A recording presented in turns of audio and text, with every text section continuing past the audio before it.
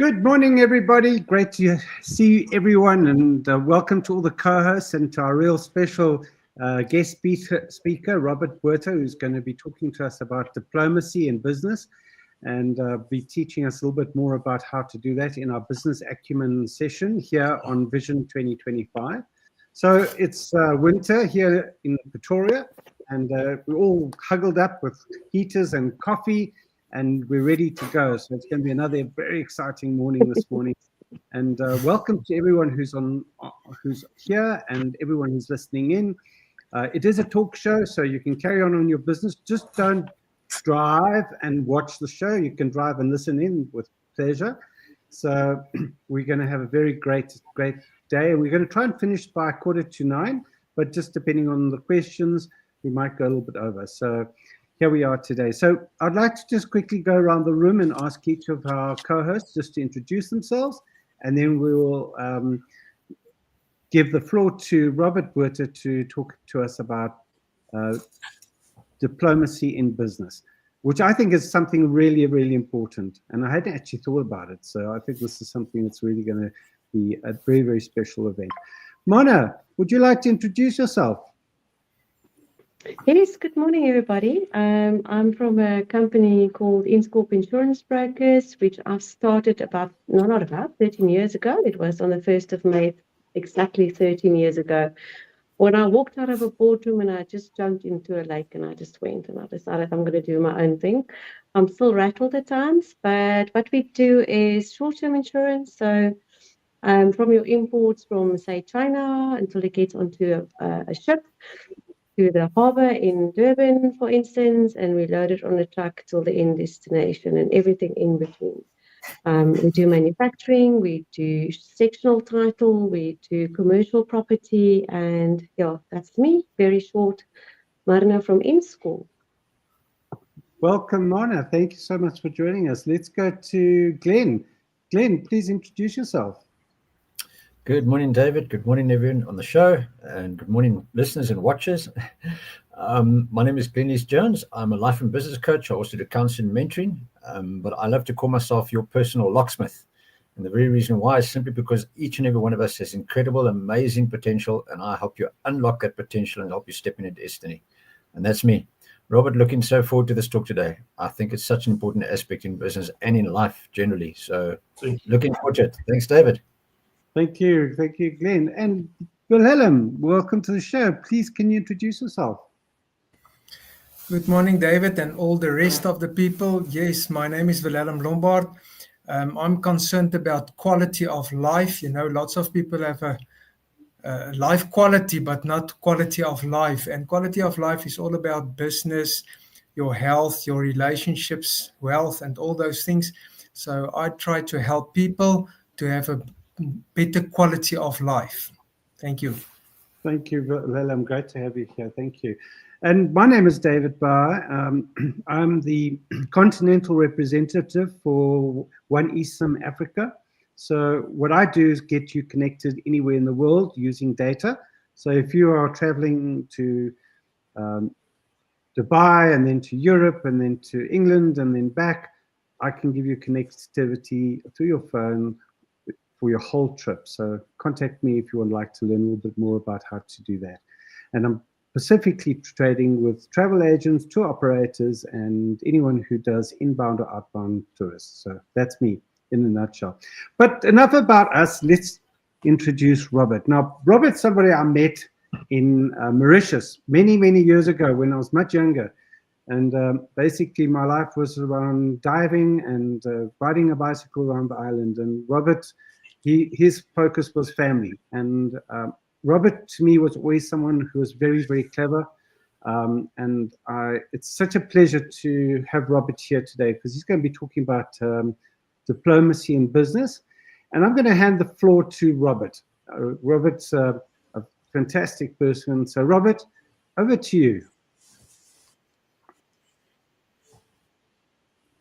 No, thank you, David and Marna and Glenn Wilhelm and Vision 25 for the very warm welcome and for the invitation to speak on the 7 lessons that I feel I want to share about diplomacy for business today. And I think there's probably agreement. If you watch the reality diplomacy, you will see that diplomacy is increasingly important. And when there's a lack of diplomacy, and the awkwardness that goes with that. So diplomacy is a critical skill in politics, in life, in family, and in business. So we'll be looking a little bit about diplomacy from the lens of negotiations, but looking at some of the lessons I've learned in diplomacy for business. So I think let's start with just a working definition of what is diplomacy. So traditionally, diplomacy is the conduct of relations between states, sovereign states and global actors. And it is informed by dialogue, negotiations, and compromise.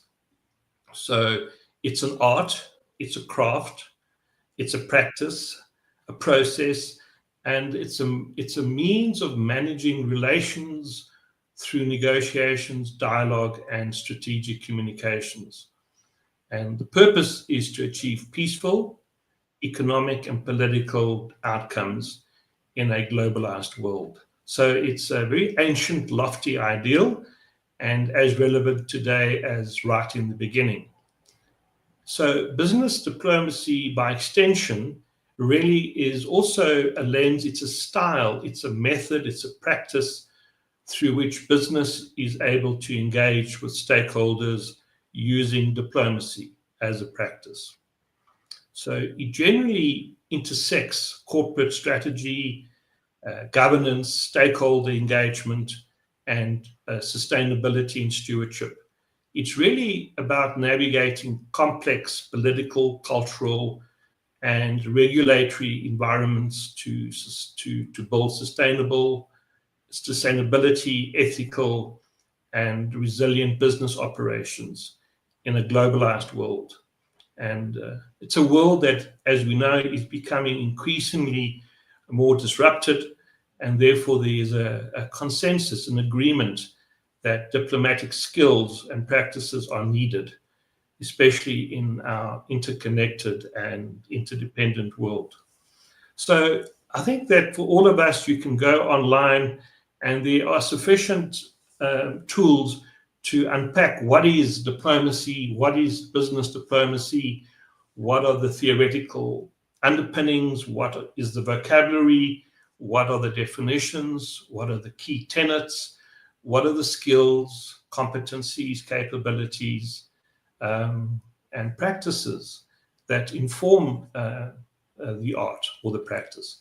But what I want to do this morning, and I'm really grateful for the opportunity, David, to be able to do this, is maybe from a more personal, reflective perspective, to talk about some of the 7 key learnings that I've had as a diplomat, as a diplomatic trainer, and also in my work in social justice and social activism and coaching, mentoring, and relational stakeholder relations. So I come from an experience where I live in what is a lovely word, the metaxy. It's for the in-betweenness between the dream and the nightmare. It's between an in-between between the aspiration and reality.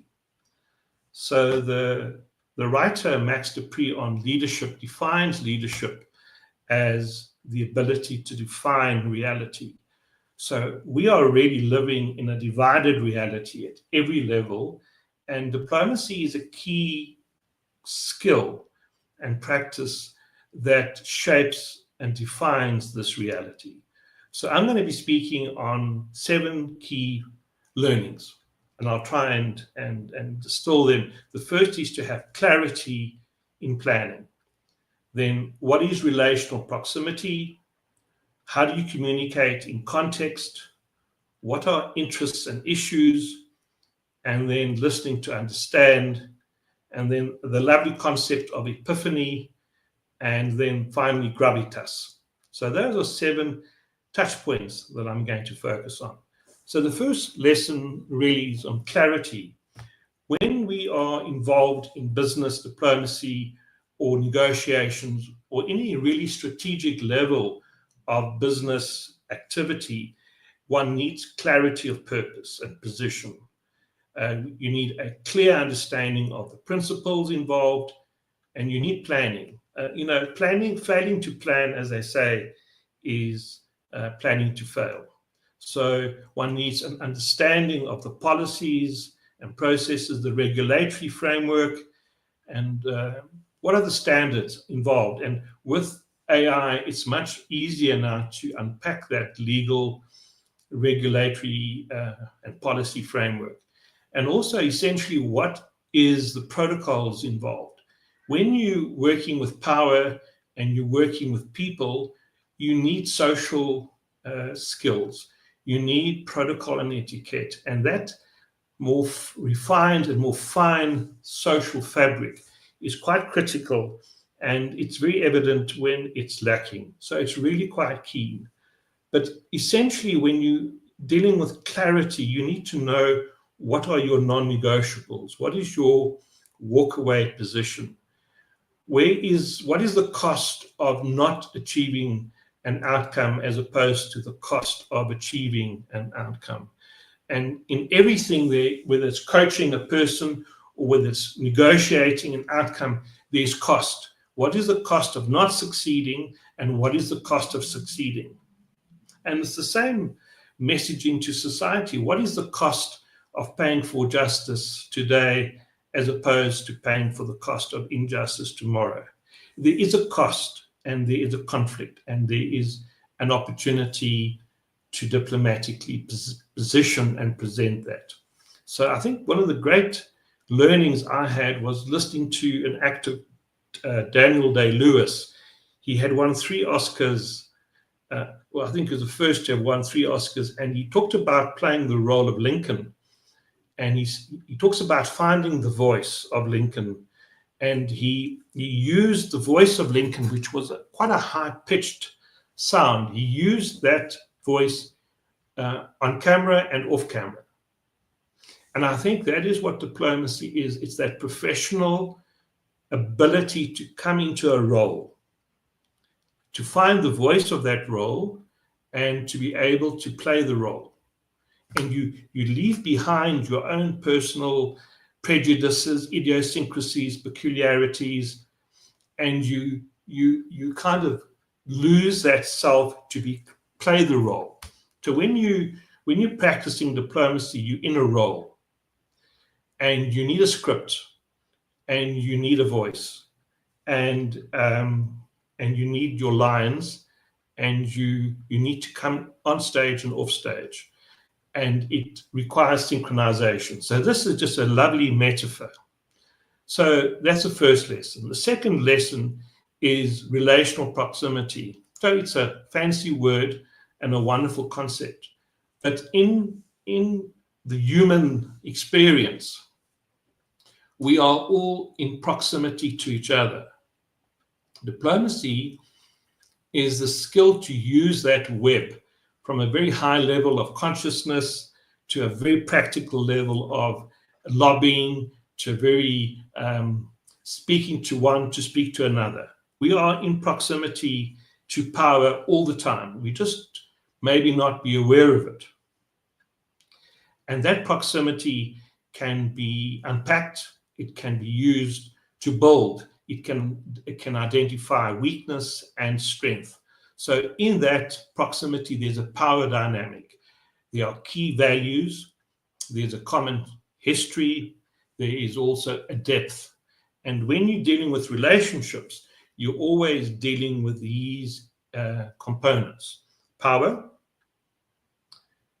values, history, the story, and common purpose and depth. And so all relationships require investment. We're either withdrawing or we're investing.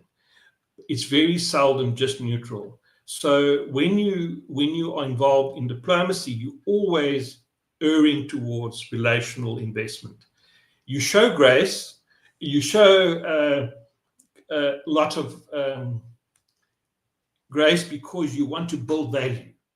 You want to build future opportunity. You tend to lean forward to accommodate, to compromise, because you're banking interest when you need it. So it's a more transactional and less transformational, but it's a very valuable component. The third lesson is we need to understand that we communicate in context.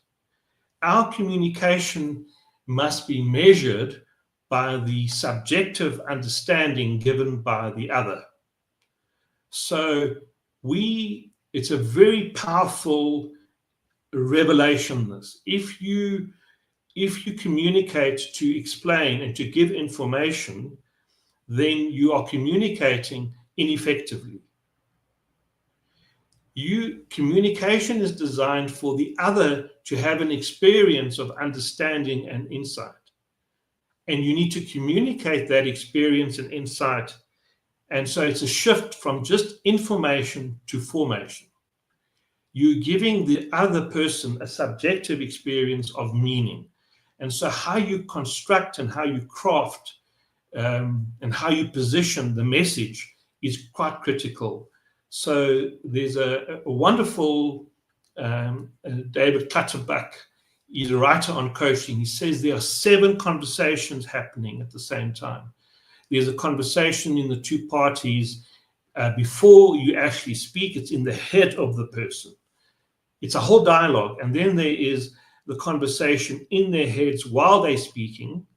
And then there is, if there was a stenographer taking notes, the actual conversation between them, and then the conversations in their heads after. So when you're using language and you're communicating, you have to be very careful not to be cluttered. You have to keep the message quite simple, brief, and you've got to convey it in a way that goes through the amygdala of the other person, creates safety and trust, and they can hear you. So you practice that by listening yourself, by demonstrating respect and value, and so you create the opportunity for that. Then the fourth lesson is that diplomacy is about interests.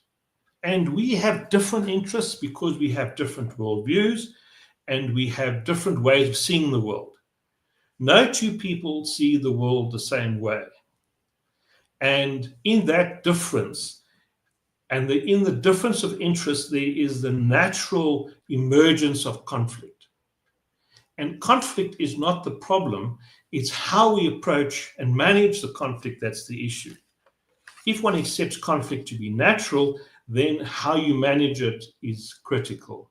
So for me, the great learning was that the worldview of a person can be approached from what they believe in their worldview, and you can flip that from what does their worldview believe in them.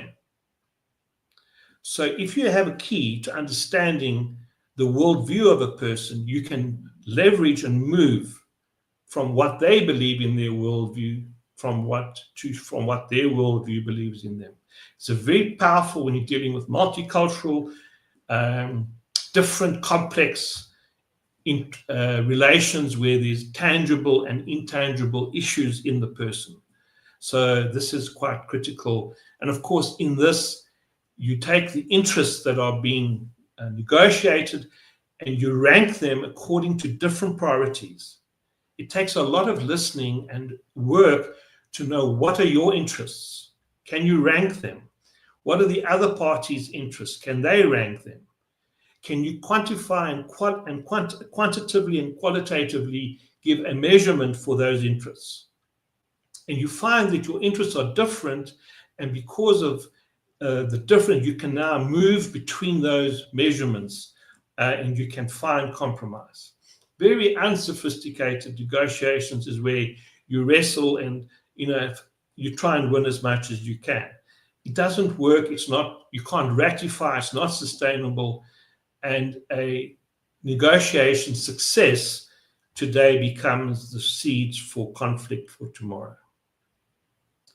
So the unbundling of complex issues and breaking them down and then finding, linking value to them, you create for a creative, innovative way of dealing with complex issues.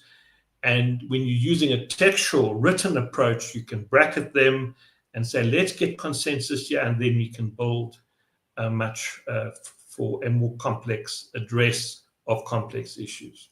But you build that process. And of course, in that regard, you have to manage the spoilers, and you have to lobby and take with you the builders. So it's quite critical. So the fifth lesson is listening. It is probably one of the most important human skills I feel I can learn, and I still feel like I'm in grade 0 when it comes to listening. I don't always listen well. But there are some tricks to listening. You listen by reflection, and you listen by repeating what the person has said and say, am I understanding? Is this what you're saying? You say that about fact, then you do it about emotion, and then you do it about critically asking what's the analysis? You ask the other person, where are they?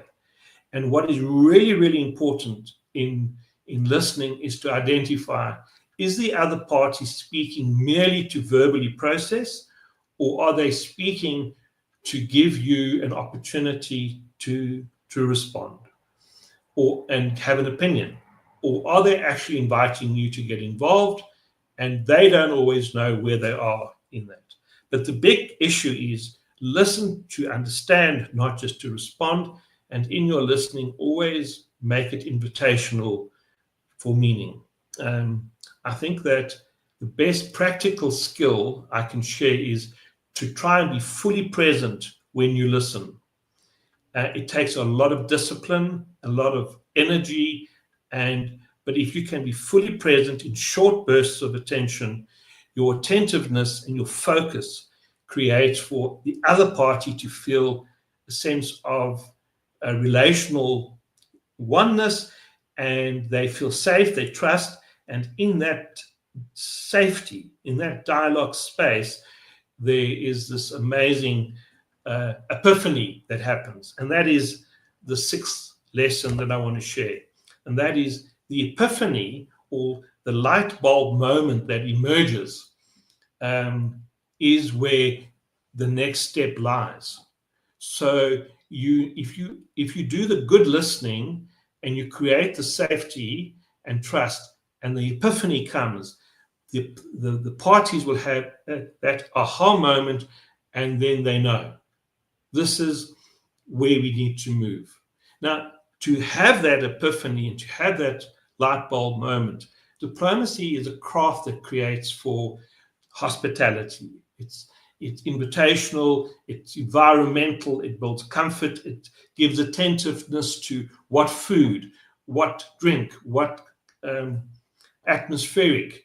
How do you choreograph the moment in order to shape that feeling of subjective, I feel respected, I feel seen, and I feel safe to talk. And in that, the dialogue creates for the bridge of the epiphany. And that epiphany is really important, because when we are in service for the common good provides common sense and gives wisdom. So it's a little amazing insight there. And then finally, I want to conclude with gravitas. Now, gravitas is intangible. You can't fake it. You can't cultivate it. You can't go and buy it, and you can't shape it through bows and ribbons. Gravitas is that integrity, authenticity, and vulnerability of the person who has suffered, who has built resilience, who's honest with himself and honest in the dialogue. They say what they mean, and mean what they say, and it demonstrates an integrated IQ, SQ, and spiritual quotient. So it's really essentially about awareness, where you allow for the feeling to emerge without choreographing and controlling it. And then from the awareness to the discernment, which is now from the body to the cognitive. And in the discernment is the curatorship of giving language, of giving meaning. And then from the body to the cognitive discernment to the wisdom. It's the pausing. One of my greatest writer friends that I have is a Spanish mystic called Miguel de Molinos, and he had a great influence on Fenelon and great writers of his age. And he talked about quietism. He was a Catholic bishop, and he was controversial, and I think he spent some people that liked him spent time in jail. So I'm glad I'm not didn't live in his time. But Molinos spoke about the ability to pause, to listen, and then be silent. That silence is really quite critical. So my reflection from this, which is at individual, relational, organizational, and systems level, you have this awareness, discernment, and wisdom, is I feel that your depth and your ability to lead and build trust, and for your dialogue and your language to be listened to, you demonstrate that first by listening and by and giving that respect. But the 5 values that I want to possibly leave with you as a sort of final thought, and these 5 values have really shaped my professional life and my personal life. The first is hiddenness. Hiddenness is where you don't need to be the center of attention, you don't need to dominate, and you don't have to say anything. You can be quiet because it's stealth-like. But when necessary, you speak. When necessary, you project. When necessary, you can confront. And when necessary, you enter in fully present. The second is from hiddenness is self-forgetting. So self-forgetting may seem counterintuitive, but self-forgetting is, I think, the hallmark of emotional maturity, when you don't make everything about yourself. So when you're in diplomacy, it's the role that matters, it's the message that you've been given. So your own opinion, your own thoughts, your own ideas, you know everything, and that is a low level of ego, and it's not helpful for gravitas.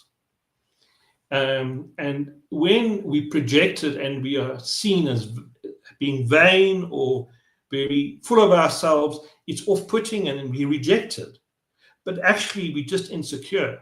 We're overcompensating by projecting too much. So self-forgetting is a wonderful growth, because what it does is it allows your true self, your created self, to emerge. And that is really the self that is wonderful to interact with. And then simplicity. We don't need a page when we can use a paragraph. We don't need a paragraph when we can use a sentence. We don't need a sentence if we can use a word. And we don't need a technical, complex word if we can use a simple word. So simplicity is essential when you're involved in diplomacy. And then I think restraint. Restraint is a very, very powerful diplomatic practice, because restraint at a state level, restraint at an organizational level, at a relational level, means you pause long enough to weigh up your interests and your wisdom. You don't react, but in time you respond. So restraint is a hallmark of interpersonal relationships, and it's the Molinos concept of being silent and to take time. And then finally, integrity. Integrity, I think, is easiest practiced and demonstrated when you have integrity in the smallest of things. When you have integrity in the smallest of things, you never have to worry about integrity of the big things. So that concludes what I wanted to share. So we've covered the topic of 7 lessons in diplomacy for business practice, and we looked at its relevance for today in a world that is often very undiplomatic and very embarrassing sometimes and lacks the finesse and the refinement of being human and the art of cultural diversity. And so we looked at 7 lessons: the lesson of clarity and planning, the lesson of relational proximity, lesson of communicating in context, the lesson of interests and issues, the lesson of listening to understand, and the listening of epiphany and gravitas. And the 2 donkeys that David is going to show, if we have time, is really helpful. Thank you, David. It was a lot of work to do that. And just a final thought before we invite questions and answers is, if 1,000 years is as a day, then today matters. And may just one thing from this morning's reflection be a seed for your day. So with that, I thank you. Wow. Yeah, David, to you. Fantastic, Robert. Thank you so much. I must say that was a masterclass in itself. Really, I mean, what you've just shared with us is just absolutely amazing. I've taken copious notes here, and I'm really looking forward to going through them. I think you've actually given a whole year's dissertation in 25 minutes. So congratulations to you, and there are huge learnings there. So, you know, this is what we try and do at Vision 2025, is invite people such as Robert to come and actually share with us ideas and thoughts and their experience so that we can actually be smarter in business. And that's what Business Acumen Series is all about, which we have on the last Thursday of every single month. So thank you for joining us. Thank you for being here. I'm going to ask, go around the room and ask each of our co-hosts to express what they thought, what they've learned, and also have a question if they have for Robert. And then we'll go to the comments that are coming through. I see there are a number of comments coming through. So please add your questions that you have on the comments so that Robert can address those. And I'm going to start with Glenn. Glenn, would you like to ask, give some feedback to Robert, and then also any questions that you might have? Over to you. Thanks, David. Once again, congratulations, Robert. That was brilliant, absolutely brilliant. I was also making copious notes, but eventually I stopped and I thought, do what you're telling me to do, just listen. I'm definitely going to be listening to this again and going over it again and again. What's fascinating to me is that everything that you've spoken about, I see it as being used from a personal perspective in relationships, being used in business, and obviously naturally used in international spheres, government, etc. Just amazing. I always try and take things like this, and specifically when it comes to specific words, and you spoke about that, to actually make it simple. But I always try and go back to the original intent, or the originator of the word and where it comes from. And it's interesting, I looked up that word diplomacy, and it's from the Greek. And very interesting, it speaks about a paper folded in 2, which was quite amazing. I'm going to touch on that just now.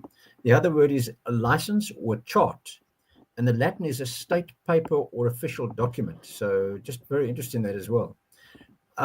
When I read this, a paper folded in 2, it just got me thinking, if 2 people come together and they're working together, even in a husband and wife team, brother and sister, any relationship like that, that paper folded in 2 is almost a joining together, and a relationship is built. It's something that's together. It's really combined. And that's what I was thinking of in terms of this diplomacy. It also reminded me of meishi, that business card that the Japanese people have. They call it a meishi, a business card. And for the Japanese people to give a meishi, to give their business card to someone, is quite a thing. I mean, you don't just take the business card and throw it away. I mean, it's really it's something really big. They would literally bow to you and hand it over with both hands. You know, that's part of that diplomacy as well. So fascinating to me. I don't necessarily have any questions as such, but I really need to go through all this. A lot of the information that you spoke about, these 7 points specifically, I see so much of this in terms of the coaching that I do as well. And without even realizing it sometimes, that these points come out. And I think it's so important for me to go back to this and actually apply this so much more in the coaching. I think it's so necessary. So, Robert, thank you. Absolutely brilliant. Thank you. Thank you. Thank you so much, Glenn. Let me go to Wilhelm and ask Wilhelm if he has any comments or any questions. Wilhelm, over to you. Yeah, thank you, Robert. That was absolutely insightful. You know, I immediately started thought about different leaders, our political leaders. You know, I think about Ramaphosa. I think he's very diplomatic, saying nothing at the end or whatever. So diplomacy can also be something like you are so diplomatic that maybe you don't really say something. Now, so I thought about that. On the other side, I thought about the president of America. I wonder. I think he needs some coaching from you, and not even to talk about our Malema. You know, so diplomacy is not there anymore. People are just saying what they want to say. They don't care about the other people. I think the lesson that I've learned out of this year is the golden rule, to do to others that you would like them to do to you. So the same thing in your communication and whatever. Just be empathetic and think about the other person as well. You mentioned a very important fact that we need to listen. You know, one of the things that I help people with is with stress. I think stress is the biggest sabotage of diplomacy. So because if you communicate from out a stress place and you're tensed up, then you are more in fighting mode. You don't listen, you can't think clearly, you can't communicate effectively. So all these things are so practical and so important, and we really need to get back again. And when I talk about the quality of life perspective, our quality of communication and relationships are also not up to scratch anymore. So thank you for this. This was really important. And I think when we summarize this, David, it's going to be a powerful document to live by. So thank you very much, Robert. That was great. Thank you so much, Wilhelm. Yeah, I must say, for me, you know, one of the things that we will be doing after this is we create a newsletter, our weekly newsletter, and what we'll be doing is summarizing what Robert has spoken about, obviously with your permission to do that, Robert. And it will be available tomorrow for you to go along and have a look at. So please go along and subscribe to Future Forward. It's part of our weekly newsletter, and it's part of our whole series that we put together. So thanks, Wilhelm. Let's go to Mana. Mana, I'm sure you've got a lot of questions there and comments to make, especially being in the business industry and being in the insurance game, which you're in, where you have a lot of people who are either happy or unhappy. Yeah, you deal with both of them, and I think you also need to learn to read personalities as well, and to talk according to that person's personal view of things. So I put a whole lot of hats on every single day, so it's quite exhausting. And I was just thinking about the hedonism, being quiet, and being a woman. It's very difficult. Once you find your voice, because I was a very quiet person, but I had to learn how to open my mouth and to use the voice I have. But I think the art is to use it, and how you want people to remember you when they walk out the room. Do you want them to remember you as someone who's been very opinionated and know nothing, or are you rather going to listen? So I learned a lot in that.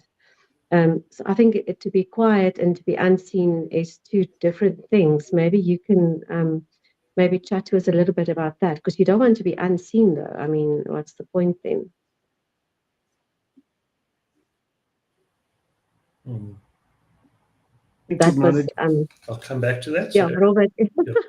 So how do you marry the two? Because you don't want to be unseen, but you also don't want to be too over opinionated. How do you marry the two then? Very good question. Thanks, Mona. I'm going to just quickly go to the comments, and I'm going to ask Robert to address that.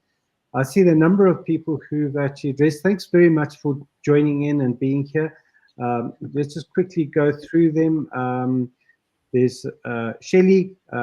She's joined us from Houston, Texas. Welcome, Shelley. Great to have you here. Rosemary. Again, Rosemary from Nigeria. Thanks for joining us, Rosemary. Great to have you here. Then we've got Adula. Welcome. I hope you understand it's not being in French, but English is great. Paul has joined us. Paul basically just said, looking forward to the 7 keys. Please follow again in the future forward. Paul will be addressing those and unpacking those again. Then Willie happened to do the gravitas. What did he say? What happened to the gravitas, if any, with the Palestine issue? More spoilers and less builders. Perhaps, Robert, that's something that you could address. Paul came back and he said, light bulb moment with the IQ and EQ filter. Very good, thank you. Rudolph just said, excellent presentation.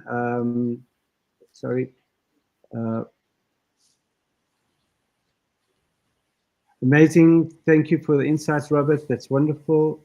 Sally Khan, excellent information, empowering. Great presentation. Then Paul again. Well done, Robert. Can't wait to receive the recording. Sit down and reflect. Fantastic. Then Robert. Hold on. Robert, this is invaluable insight, and I wish I'd had your years. I wish I had heard this years ago. I believe that all executives could learn from this. I totally agree with this. I think it's very, very important. And especially our politicians, but more so in business, I think, which is really, thanks, Andy. A very interesting talk. Robert, thank you, Robert, and Vision 25 for arranging this. Then there is Viddy Sneman again. Real peace is not transactional, it requires transformation, leaders willing to challenge their own sides, limiting beliefs. Let's have a look. Rudolph from Namibia. Thanks for joining us, Rudolph. I hope you learned a lot from this. I certainly did. And then Sally Khan, advocate Sally Khan. How do you balance hedonism and self-forgetting in a situation where you expect to show off your skills and your competence? I think that's something that's both Mana and Sally have asked. So Robert, maybe you could address that. Thank you. Robert, back to you. Thank you. Yes, I think that all philosophical reflections, when they navigate from the lofty clouds of idealism into the murky waters of reality, they have a pragmatic shift. So I think possibly when we trained young diplomats, we would have extroverts and introverts. We'd have verbal processes and non-verbal processes. So when you're at an international diplomatic gathering and you're sitting at a table with your flag and your country's name, you are paid by your government and you are expected to speak. When your CEO or your board or your manager sends you to a meeting, you are paid to speak. And so the speaking, the wisdom of when to listen and be quiet, the insight and maturity when to project and when to be hidden, and yeah, I think they discernments and they require context and pragmatic approach.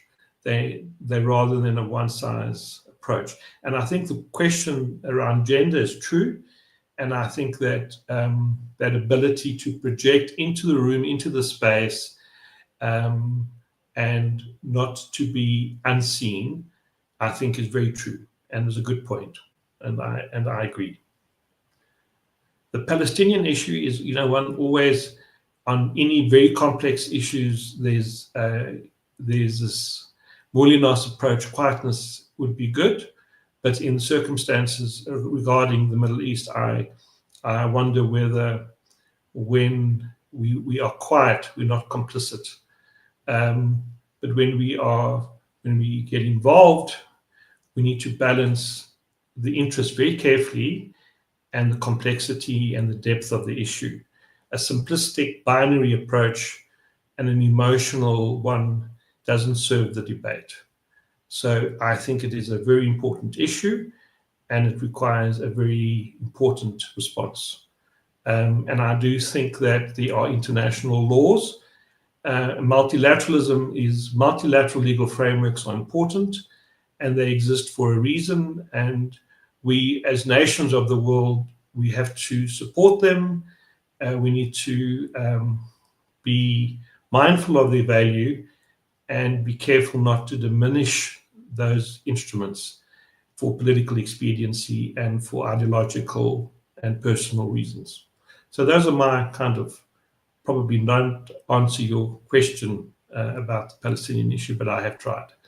I think that's what was covered. I thought the comments were very kind and thoughtful. Thank you.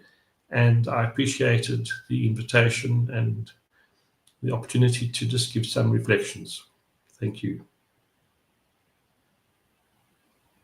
Thank you, Robert. There's one more question from Rodney Wood. He says, how does one deal diplomatically with someone like Trump when you have little currency to bring to the table?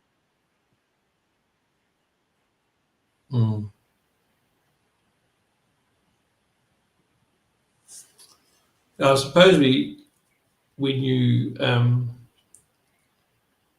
I don't know how to be polite. I think a polite response is necessary.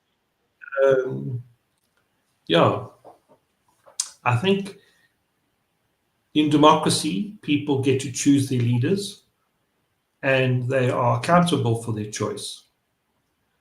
And I always think of, when the Israelites wanted a king, they had judges who had wisdom, but they were insistent on having a king. And they were told, why would you want a king? A king is going to raise your taxes and make you go to war. But they insisted on having a king. And I wonder whether we're still in this development of wanting kings. Society wants a simple approach to kings. And when there's a lot of threat, people go to the prince of the area, and they give loyalty to the prince to protect them. And they trade their autonomy and freedom so the prince can protect them. And I think in a world that threatens a lot of libertarian values and thinking, and it's very driven by an agenda, and what happens is that we give power to the prince and to the king to try and make what we think the situation needs to be safer, only to find out that we are less safe. I am concerned that internationally we have great risk, existential risk. And we have existential risk because we have leaders that have power, and they may not be safe. And we as a global world are dealing with unsafe leaders in an unsafe world where the problems are accelerating. So the issue is around leadership. It's around the value of leadership, and it's around coaching and supporting the value of leaders. And it's about getting young people to be responsive to being invited into the political space and not to see it as something tarnished. They have to occupy it. So we need a civil society that is educated, informed, and active in citizenry politics. We need agency, and we need ownership, and we need responsibility. And we need a less binary, ideological, idealistic approach, and a much more pragmatic one. We need diplomacy. Sure.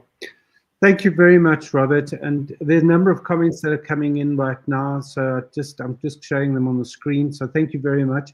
I'm going to ask Robert to actually visit the all these comments and actually just address each one, and to thank you personally for each of the comments and for actually coming in. And there are some more questions that are coming in, but perhaps Robert, you can actually address those in when you answer the questions. What we're doing, I see we've run over time. We've got a little video, and maybe Robert, you could just quickly introduce the video. We used the concept in creation of the video of the donkeys.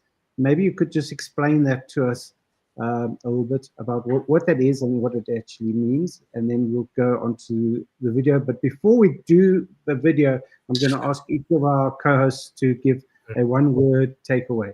But before we do that, Robert, if you could just explain the aspect of the donkeys. Yeah, so David got the video. I think it's generated within the United Nations training material, where the two donkeys tied by a rope and the two bales of hay, and obviously they need to get consensus, and together they eat the one bale of hay, and when they finished eating it, they then move together to the second bale of hay, and then they get to eat both bales of hay. But because of the stubbornness of being donkeys, they're pulling each other and they're strangling each other, and so they're unable to eat either of the two bales of hay. And it's symptomatic of relationships where we are in a contested power dynamic of wanting our own way. We put being right more important than the relationship, and we put having our own way more important than the common good. And in that, we strangle each other with the rope, and we don't get to eat from the wellness of the hay, as it were. And we get called donkeys for good reason. Absolutely. So let's go around the room quickly. Thanks, Robert. Glenn, can you quickly give us your takeaway from what Robert has shared with us today? Thanks, David. One of the points that Robert mentioned was point number 6, that aha moment, that epiphany. And for me, today was that epiphany. It was literally a light bulb moment in each of the aspects that Robert spoke about. And so I just want to once again thank you, Robert. Absolutely brilliant. Very, very good. Thank you. Thank you so much. Let's go to Wilhelm. Thank you, Robert. That was excellent. Yeah, one of the values that stood out for me that you've mentioned is that self-forgetting. I think it's all about humbleness, and it's not always easy to forget yourself. And yeah, I think I need to always work on that as well. Thank you very much. Mana, over to Sorry, you. Vlad, just to say, you forget yourself to find yourself. Yeah. Yeah, to me, it's the simplicity. Sometimes we overcomplicate things. I was working on a tender yesterday, and it was exactly what I did, because I had all these complicated things that I wanted to try and explain, and then I just walked away and I came back and I said, no, let's rather keep it simple and clean. And yeah, it's something that you've got to learn, because you want people to think, you know, all these things, but just keep it simple.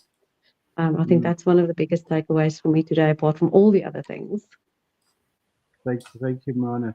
Well, the one thing that really stood out for me, Robert, was this whole thing about when you're investing in a relationship, you either withdrawing or investing, and you know, and you said you're not stagnant, and I think that's something that really stood out for me. You know, are we investing in relationships, or are we actually withdrawing, and where do we stand with that? And that really was like a light bulb moment for me, in just saying those words and realizing where I am in my life with various people who surround me and the relationships I have with them. So I hope I'm investing in all our relationships here. So let's keep that as a big thing for me. So Robert, thank you very much for coming in today. And I'm going to give you the last word before we go into the video. I'm going to just ask the speakers and yourself to stay on till the end, just so that we can do a wrap up with internally. But thank you very much, everyone, for joining us. As far as Vision 2025, next week, Thursday, we meet again. Next week's our Zoom session, where we actually do a networking session. It's more than networking. It's all about actually sharing all the difficulties we're having in business and actually identifying solutions for them. So come and join us. You're most welcome.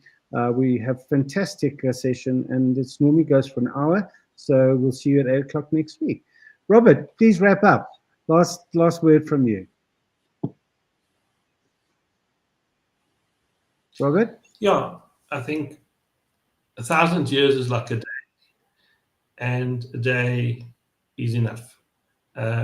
We are all in formation, transformation, and we are shaped by our experience. Neurologically, we don't need to stay entangled in old pathways. Those memories can be maybe given and traded so that we can have new memories and find a new life for today, because it's precious and it's a gift. And we can choose the role that we want to play. We don't have to be so fixated on this is me and this is my profile, my personality, my issues, my paranoias, and my inadequacies. They're not helpful, and they belong really to go maybe, and we get to re-envision and reimagine our lives and our relationships. So thank you very much for the gift of being together. It is a gift, and I value it. Thank you. All right. Here we go. Stay for the video.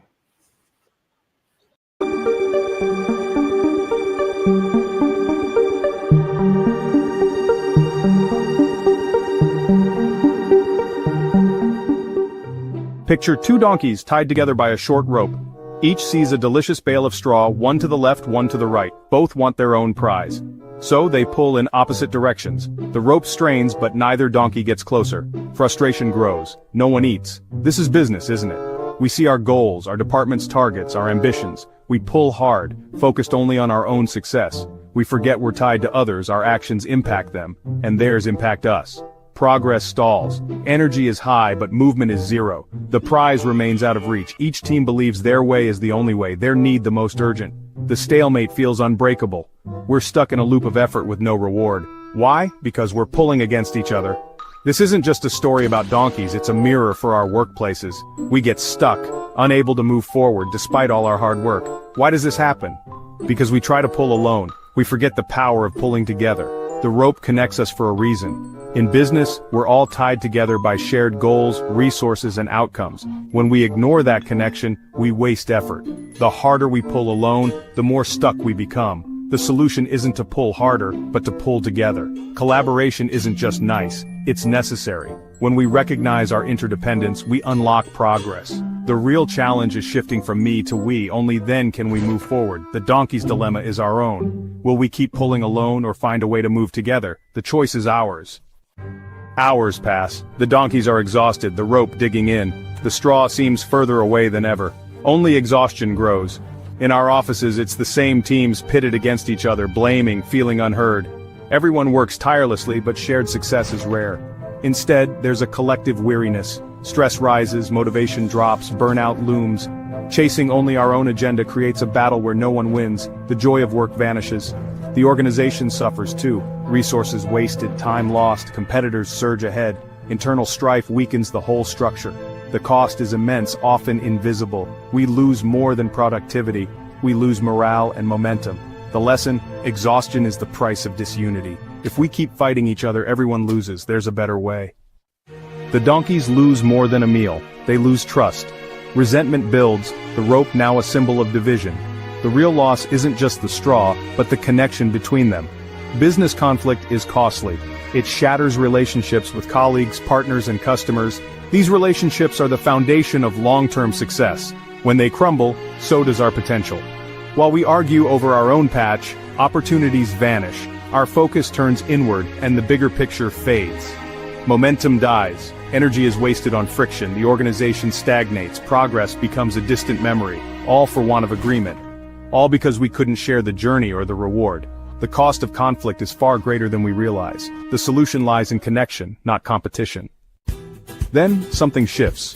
The donkeys, exhausted, finally stop pulling.